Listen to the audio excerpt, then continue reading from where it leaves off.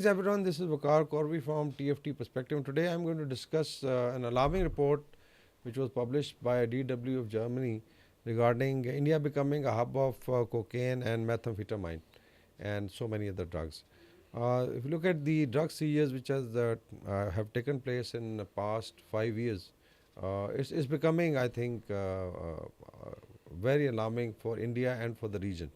Unfortunately, what India normally does is play the victim card, because if you look at the process, one, we have the Indian chemical labs producing certain items or chemicals which are used in drug production. That could be happening in Afghanistan, it could be happening in Colombia, or maybe in some African country.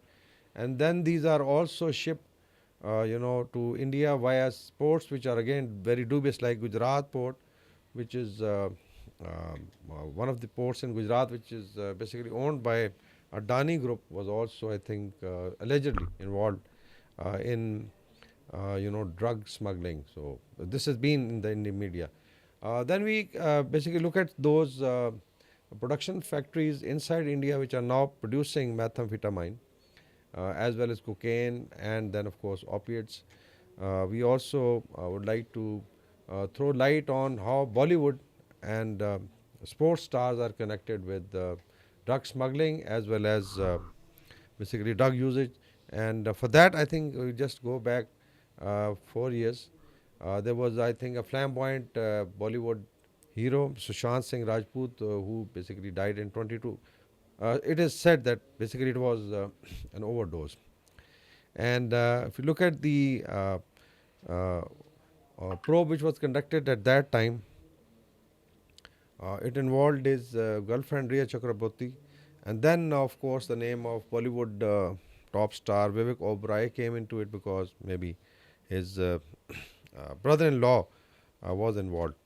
Then came name of Mr. Aditya Alva, son of former Karnataka minister Jeevaraj Alva, and so so we have actually a lot of links of Bollywood, the corporate India, the sports stars, and then I would say hubs of this narco trade. Now there are also reports that posh areas like Noida have become, hubs of drug trade. So that's where I think it's very, very important that we understand what's the kind of uh, drug trade or drug hub that India has become.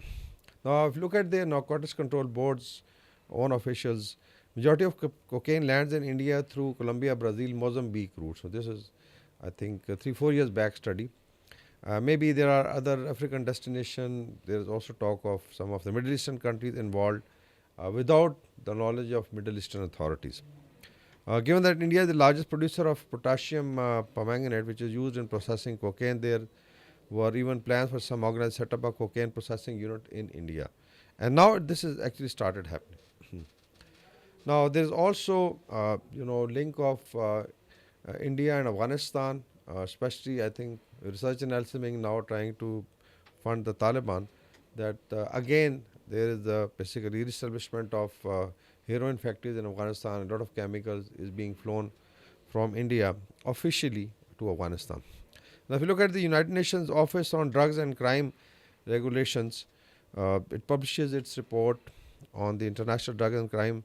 One of its past report on India tells the alarming story of how India has become an epicenter of illicit drug and is affecting the entire world. So it's now becoming a problem for Bangladesh, for Pakistan, of course within India also.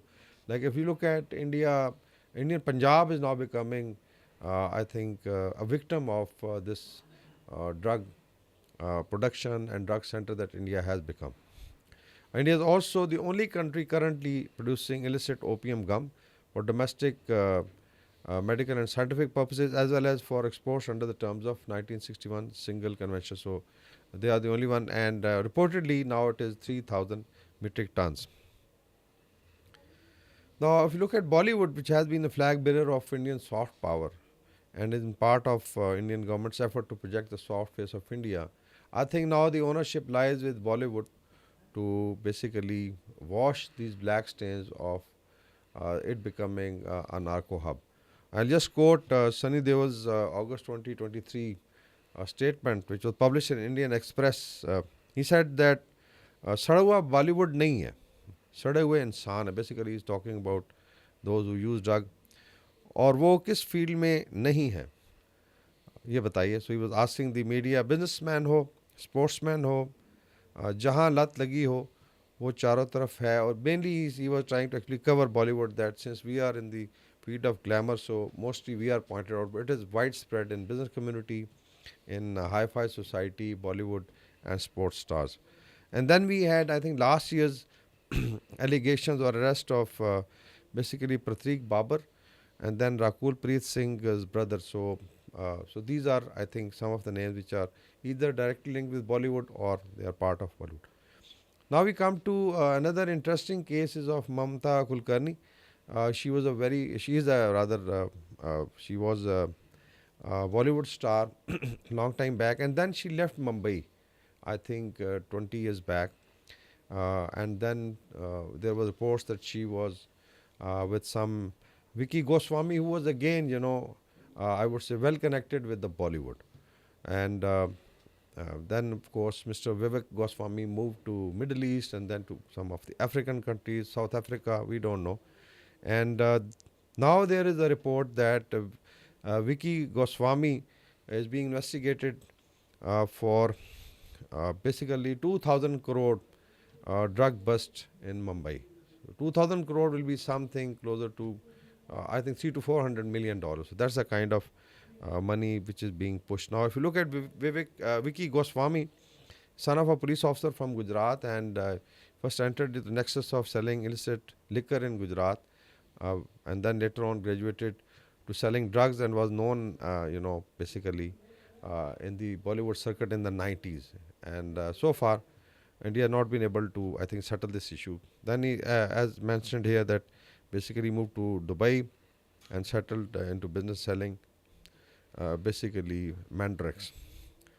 How India has become this methamphetamine or cocaine hub is something that I think needs to be not only discussed in the mainstream media but also in the regional framework, because it is now affecting entire South Asia and the Middle East and European markets also. And then Indian drugs are now traveling as far as North America. So mainly if you look at Bangladesh, which is bordering Myanmar, again part of the Golden Triangle, Pakistan on the north, we have Nepal, Chinese are also worried, and then you have Sri Lanka. So I think there's need to raise this issue in the regional level and also take India at international level so that entire region basically has a sigh of relief. If you look at the drug busts which are taking place, they are enormous. Like in Delhi recently, there was 1200 pounds of cocaine and 40 kilos of hydroponic marijuana which was seized in last October. And then if you look at the value, like almost $670 million. So this is the kind of money which is involved. Then, of course, we have some testaments from, let's say, officers which were published by DW. One is, of course, Ramesh Bhattacharjee, former Narcotics Commissioner. He has told DW that precise statistics are difficult to confirm. It is estimated that for every kilogram of drugs seized, up to 10 kilogram of more may be remaining unseized. So it means that actually it is 10 times what is appearing. And he feels that in 2024, the value of drugs in India was more than $1 billion. So that's the kind of money which is actually floating. How much they are earning by exporting it. Then, of course, we have G. Shrikumar Menon, a former Director General of National Academy of Customs, Indirect Taxes and Narcotics. He said that situation paints an alarming picture of the volume of drugs entering India.